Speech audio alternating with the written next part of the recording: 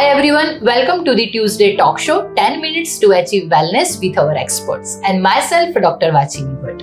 नमस्कार, मैं डॉक्टर अनघा जोपे हूँ। मैं मारेंगो सिम्स हॉस्पिटल अहमदाबाद में सीनियर ब्रेस्ट कैंसर सर्जन हूँ। Ma'am, welcome to the talk. Thank you so much. October is awareness month for breast cancer and that's why we have organized this show with Dr. Anagha Zope. Ma'am, let's begin with the importance of the early detection in the breast cancer. Early detection of breast cancer is one of the most important things that we need to address today. आज हमारे देश में breast cancer से होने वाला मृत्यु का दर ज़्यादा है। हमारे देश में अभी भी महिलाएं ब्रेस्ट कैंसर के एडवांस स्टेजेस में आती हैं। हाँ, ज़रूर पिछले 20 सालों से अभी काफ़ी सुधार हुए हैं और महिलाएं अब जागरूक है, लेकिन हमें यही अवेयरनेस और बढ़ानी है और महिलाओं को और पुरुषों को, पूरे समाज को ये जानने की ज़रूरत है कि ब्रेस्ट कैंसर का जितने जल्दी निदान होगा उतना ही उसका ट्रीटमेंट सही होगा और उसमें से जान और ब्रेस्ट बचने के चांसेस बढ़ जाएंगे। मैम, आपने बहुत सही बताया कि early detection is very very important. अगर हम बात करें कि अगर एज ग्रुप की बात करें या फिर कोई रिस्क फैक्टर की बात करें ब्रेस्ट कैंसर रिलेटेड, तो वो कौन कौन से हो सकते हैं? ब्रेस्ट का कैंसर किसी भी महिला को हो सकता है और पुरुष को भी हो सकता है। महिलाओं में ब्रेस्ट कैंसर ज़्यादातर देखा जाता है।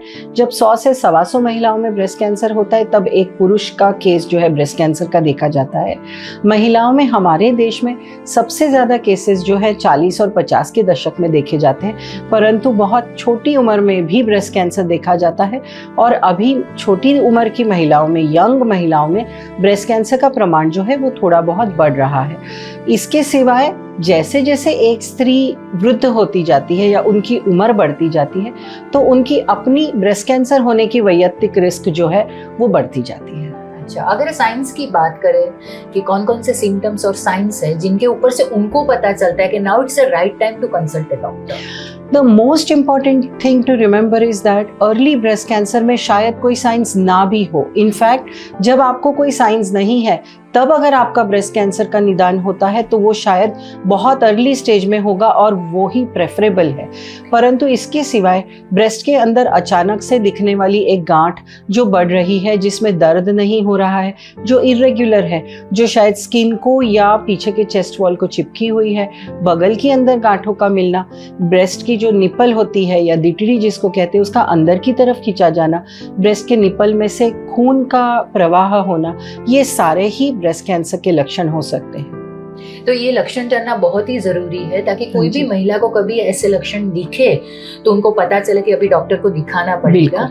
And as you have said that early detection is very very important to survival, right? और अगर मैम डायग्नोसिस की बात करें तो वो क्या है?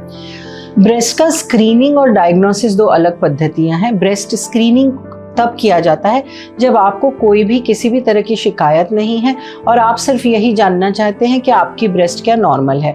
और ब्रेस्ट का डायग्नोसिस तब होता है जब आपको कोई शिकायत है और आप डॉक्टर के पास जाते हैं और वो पहचान करते हैं कि क्या आपके ब्रेस्ट में किसी तरह की बीमारी है।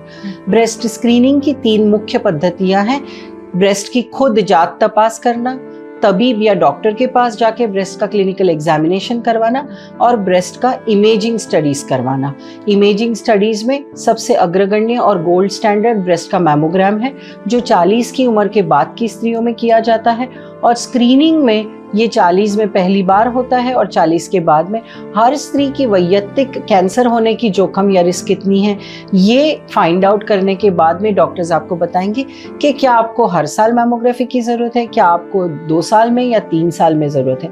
अंशतः सारी ही इंडियन महिलाओं में मैमोग्राफी के साथ सोनोग्राफी करना बेहतर होता है क्योंकि इंडियन महिलाओं की ब्रेस्ट जो है डेंस पद्धति की होती है, जिसमें मैमोग्राफी के साथ सोनोग्राफी करने से अगर कैंसर या कैंसर जैसे चेंजेस हैं तो वो पकड़े जाने की जो चांसेस हैं वो बढ़ जाती हैं। Okay, ma'am. And as we all know that the prevention is better than cure. अगर preventive steps की बात करें तो वो क्या रहेंगे? अनफॉर्चुनेटली आज के दिन में ब्रेस्ट कैंसर प्रिवेंट हो सके ऐसा रामबाण उपाय हमारे पास अभी तक नहीं है। ब्रेस्ट कैंसर को अगर प्रिवेंट करना है तो उसकी रिस्क रिड्यूस करनी है।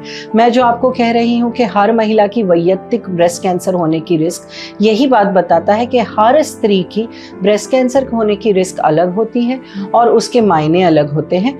ये रिस्क आप कम भी कर सकते हैं और कोई रिस्क ऐसे होती है जो आप नहीं बदल सकते। अगर कम होने वाली जोखिम या रिस्क फैक्टर्स आप कम करते हैं तो आपकी अपनी ब्रेस्ट कैंसर होने की रिस्क ना सिर्फ कम होगी और ब्रेस्ट कैंसर होने का जो एज है वो भी लंबा होता जाएगा। और इसीलिए ब्रेस्ट कैंसर के रिस्क रिडक्शन की जो स्टेप्स हैं वो ज़्यादा महत्वपूर्ण है। Thank you so much, ma'am, for joining us and sharing these beautiful, helpful tips. तो ये टिप्स अगर हम जान सके तो उसके कारण हम बहुत सारी महिलाओं और जैसे आपने बताया कि मैन को भी ब्रेस्ट कैंसर जो है उससे हम उनको बचा सकते हैं। बिल्कुल So early detection is the key for the breast cancer awareness. बिल्कुल।